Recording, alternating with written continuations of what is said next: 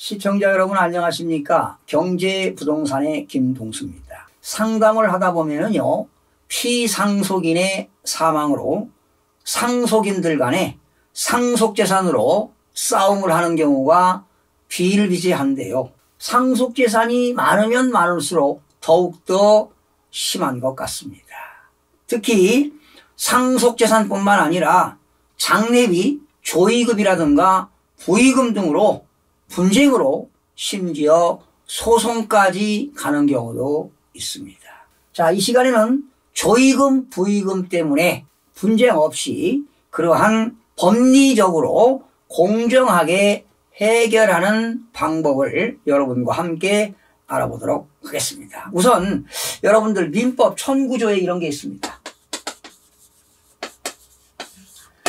민법 1009조에는 법정 상속분이 나옵니다.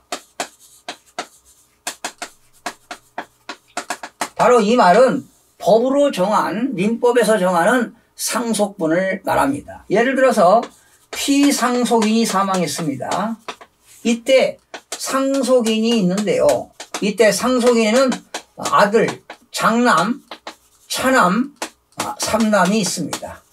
그렇다면 상속받은 재산에 대해서 자녀들은 다 지분이 1입니다.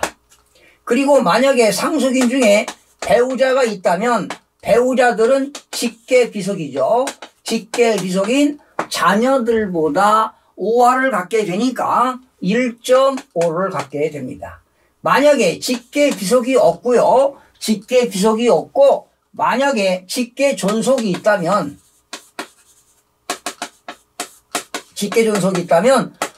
부도 1, 모도 1입니다. 그러면 직계존속과 배우자가 상속을 받는다면 역시 배우자는 직계존속보다 5할을 더 받게 되는 것입니다. 자, 이것이 민법 1009조에 나오는 법정 상속분이 되겠습니다.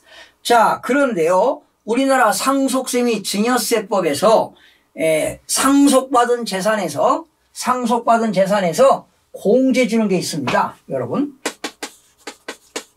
상속세 및 증여세법 제14조인데요. 14조에서 피상속인의 상속받은 재산에서 공제 주는 게 있습니다. 공제, 빼준다는 것이죠. 빼주는 것은 세 가지가 있습니다. 뭐냐?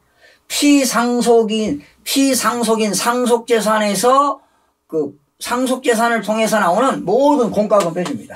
세금 빼주죠. 공과금. 준조세까지 다 빼줍니다. 세금은 물론 빼주죠. 공과금 공제하고요. 장례비용 공제합니다. 그리고 피상속인의 채무 공제합니다. 자, 그런데 이 장례비용은요. 장례비용은 피상속인의 사망일로부터 장례를 하는 날까지 들어간 비용입니다.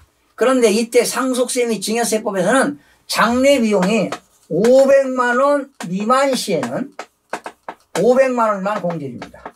그러니까 장례비용이 300만 원 들어갔다. 그래도 500만 원 공제합니다. 최저 500만 원이고요. 만약에 장례비용이 1000만 원이 들어갔다. 그러면 1000만 원을 초과했다면 1000만 원까지 공제해줍니다.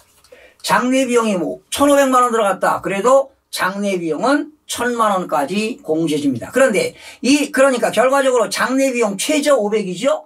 최고는 1000만 원이죠. 이 장례비용에는요, 봉안시설이라든가 자연장지비용은 제외됩니다. 그리고 봉안시설과 자연장지비용은 추가로 500만 원을 더 공제하는 것도 알아두시기 바랍니다. 그러니까 사망일로부터 장례 치료 날까지 들어가는 비용 500에서 최고 많게는 1000만 원까지 공제해준다. 알아두시고요. 그리고 피상속인의 채무를 공제하는데요. 채무, 빚을 공제합니다. 피상속인은 상속받은 재산에 대해서 빚이 있다면 당연히 공제하는데 이건 공제하지 않습니다. 피상속인이 상속 개시일 죽기 전 10년 전에 상속인들에게 진 증여채무는 공제하지 않습니다. 그리고 피상속인이 상속 개시일 5년 이내에 상속인이 아닌 자에게 진 증여채무. 그러니까 증여하면서 빚을 그 상속인이나 상속인이 아닌 자에게 빚을 안 하라. 이런 조건으로 증여한 것은 이런 채무는 공제하지 않습니다. 즉 수증자가 당연히 그 채무를 공제하기 때문에 순수한 채무만을 공제하게 됩니다. 그리고 상속세 및 증여세법 시행령입니다. 시행령 대통령령 제9조에는 공과금 및 장례비용이 있는데요.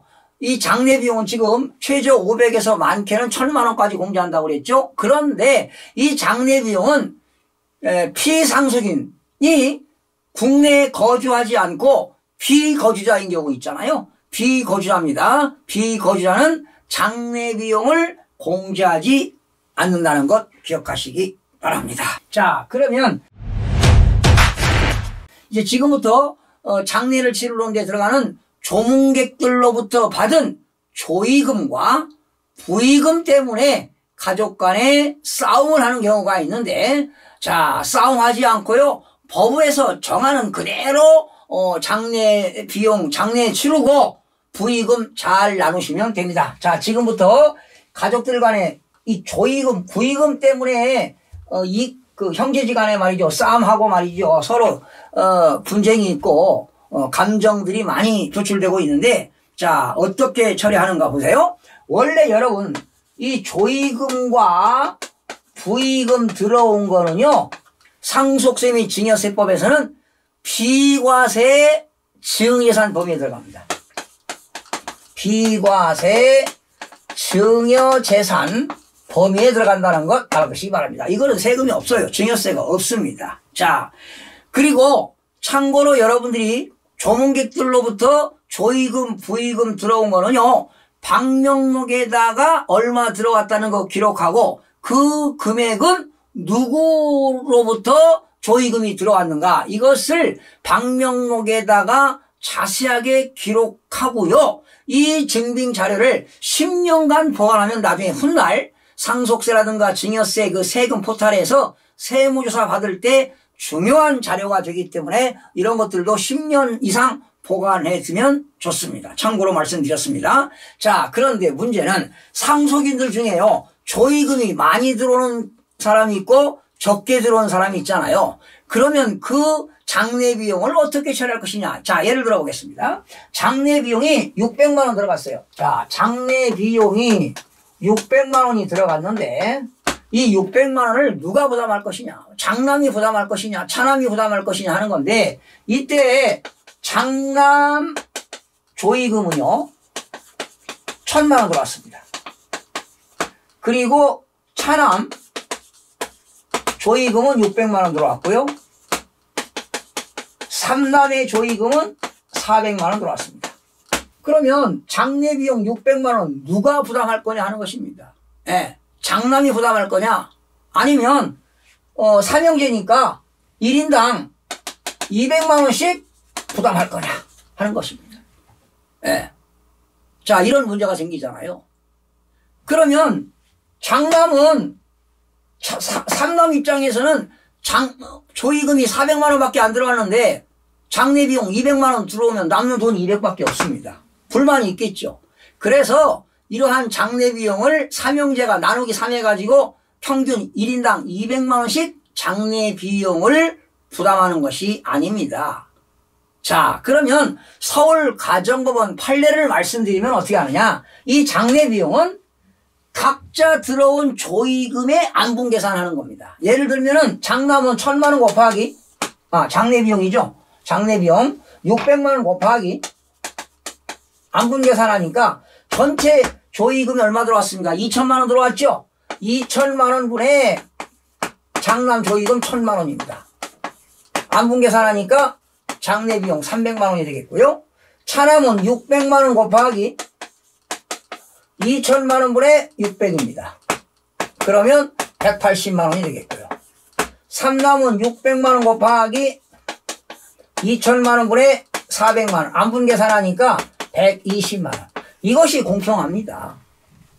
그러니까 부의금 들어온 걸로 안분 계산해서 장례 비용을 부담하면 된다라는 것입니다. 자, 또한 문제는 장례를 치르고요, 49제를 치르는 경우도 있잖아요. 49제를 지내는 경우가 있는데 또 상속인들 중에 뭐 종교가 기독교인 사람, 불교인 사람, 가톨릭인 사람이 있는데 49제를 만약에 지내자 이렇게 형제지간에 협의가 이루어졌다면 그 49제 들어간 비용은 어떻게 할 것이냐. 역시 이것도 장례 비용에 포함시켜서 안분 계산해서 이렇게 부담을 하면 되겠습니다. 그리고 이제 각자 조의금 들어온 거에서 안분 계산해서 장례 비용 공제하고 나머지는 각자가 이제 남은 돈 가져가면 되겠죠. 지금 이런 경우는 장례 비용보다 조문객들로부터 조의금, 부의금이 지금 많이 들어왔을 때 이렇게 안분 계산하고요.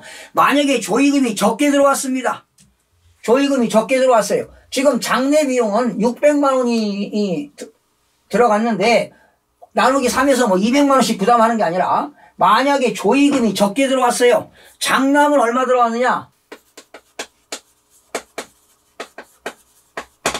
장남 조의금은 200만 원 들어왔습니다. 차남 조의금은 150만 원 들어왔어요. 삼남 조의금은 50만 원 들어왔습니다. 총 들어온 게 지금 400만 원 아닙니까? 부의금 들어온 걸로 장례 비용 충당이 안 됩니다. 지금 200만 원이 모자랍니다. 그러면 뭐 나누기 3 해가지고 1인당 200만 원씩이니까 형은 0이고 차남은 50만 원 추가로 더 내고 삼남은 150만 원 추가로 더 내고 이렇게 하는 것이 아닙니다. 일단은 장례 비용 600만 원이기 때문에 조의금 들어온 거 400만 원 보충해도 모자랍니다. 그렇죠? 그러면 장례 비용이 어떻게 되느냐?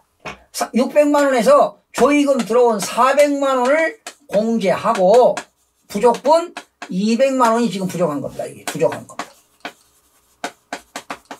그러면 부족분 200만 원 가지고 각자 조의금 들어온 걸로 안분 계산하느냐? 그렇지는 않습니다. 조의금이 많이 들어와서 장례 비용 치르고 남을 때는 장례 비용을 안분 계산했지만 부족할 때는 어떻게 하느냐? 일단은 각자 들어온 부의금, 조의금을 다 장례 비용 치르고요. 부족분 200만 원에 대해서는 어떻게 할 거냐? 안분하는 것이 아니라 균등으로 해서 부족분 충당해야 됩니다. 부족분. 나누기 3 하니까 66만 6,667원을 각자가 1인당 이렇게 충당하는 것이 서울 가정법원의 판례가 되겠습니다. 그런데 이런 경우가 있어요, 여러분. 이렇게 있는데 삼남이 나 형님들 상속받은 재산도 없어. 아버지 상속받은 재산도 적고 뭐 얼마 안 되기 때문에 난 상속 포기하겠습니다. 상속 포기할 테니까 형님들이 장례 비용 부족한 거 100만 원씩 내시오. 아니면 나는 상속 포기할 거니까 장례 비용 600만 원 중에서 형님들이 150만 원씩 추가로 그냥 내세요. 난 장례 비용 난 될 수가 없습니다. 이렇게 만약에 삼남이 상속을 포기한다고 해서 장례 비용을 부담하지 않는 건 절대 아닙니다. 예. 역시 상속을 포기한다 하더라도 삼남에 들어온 이 부의금은 장례 비용에 충당하고 역시 부족분입니다. 부족분 200만 원에 대해서는 나누기 3 해가지고 66만 6,667원씩 부족한 것을 충당을 해야 된다는 것이 서울 가정법원의 판례가 되겠습니다. 자, 오늘은요 장례비 조의금과 부의금에 대해서 서울 가정법원 판례에 대해서 여러분과 함께 알아봤습니다. 시청해주신 여러분 고맙습니다. 다음 시간에 뵙겠습니다. 마음이 드셨다면 구독, 좋아요 꼭 부탁드리겠습니다. 고맙습니다.